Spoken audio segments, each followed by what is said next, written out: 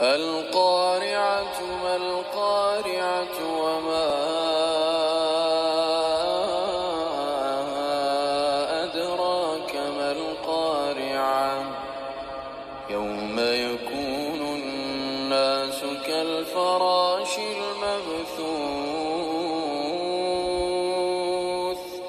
وتكون الجبال كالعهن المنفوش